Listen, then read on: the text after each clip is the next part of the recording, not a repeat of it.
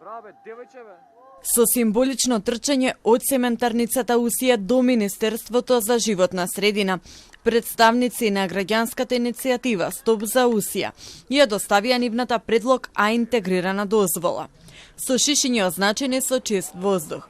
Тие побара институциите да застанат на страна на граѓаните да обезбедат поквалитетна животна средина. Објаснија дека решението е подготвено според европски стандарди и очекуваат негово разгледување и прифаќање од надлежните.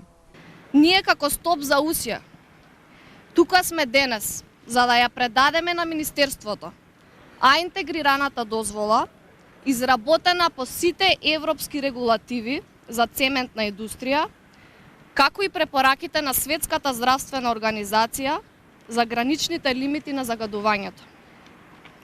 Оваа дозвола ја подготвија граѓаните, екоактивисти и експертите за животна средина, со цел Титан Усија конечно да ги примени и да почне да работи како еколошка цементара.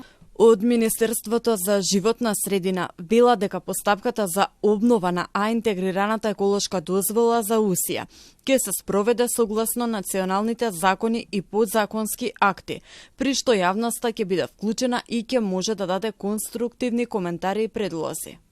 На 11 март од фабриката Усија побара обновување на дозволата. Барањето во рацете на Министерството за животна средина, кои во моментов ги разгледуваат документите, а потоа ќе донесат одлука. Граѓанската иницијатива веќе одржа неколку протести во кои бараше да има мерни станици околу фабриката со јавно достапни податоци.